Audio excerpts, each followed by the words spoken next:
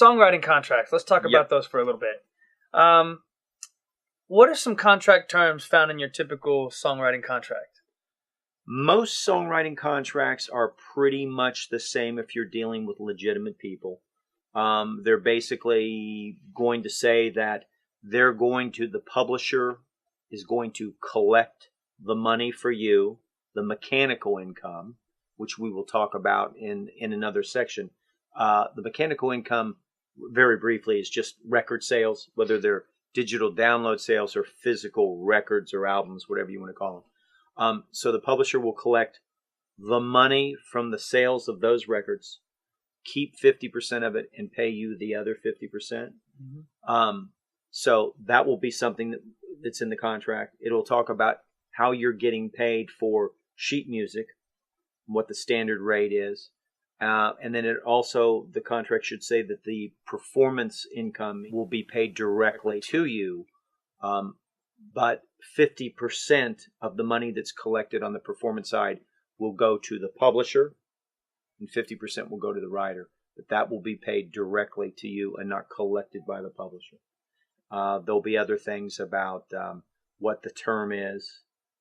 Generally, anyone that is signing a song would want the song for the full term of the copyright.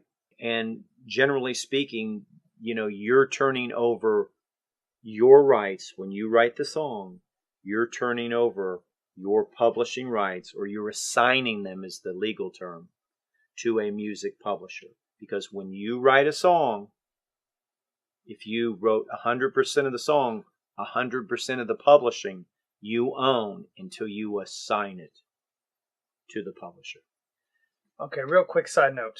I don't know if this goes in the video here or not, but if you're a manager, mm-hmm.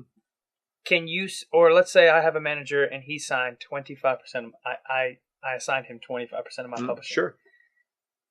Is that still something I can go get a deal with my other 20 or 75%? Oh, absolutely. Absolutely. Okay. The main thing is that your publishing is the big thing that you have to bargain with. It has a lot of value, and it is a big bargaining chip for an artist or a songwriter. So, yeah, if you gave 25% away, you didn't give it away, but you assigned it, mm-hmm. And you have 75% left, whether you may have to entice, Dr. Luke with 25% or whomever you're wheeling and dealing with, but having 75% left to wheel and deal with it's a big chunk. I want to clarify one thing. When you're talking about the sync, and again, sync is the synchronization of the audio of the song to a visual, like in a video or TV show or movie or whatever the deal is. I think it's a little ambiguous, and I want to clear this up. The performances from the sync, the performance income would be collected by ASCAP and BMI and paid directly to you as a writer. But any synchronization or a sync fee would be collected by your publisher. 50% would be retained by your publisher, and the remaining 50% would be paid to you as a writer. Yeah. So hopefully that makes sense. How does that work? Like if okay, so he has 50% of that publishing that he has on that song, right? Right. So when they cut a sync fee, are they cutting?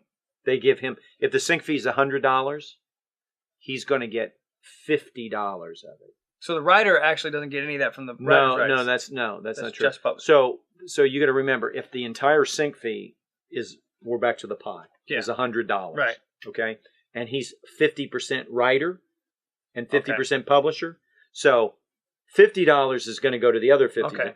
$50 is good, but since he's the writer and the publisher, he gets to keep it all. If he was just 50% publisher, he'd keep $25 and give the writer $25. Totally. Okay.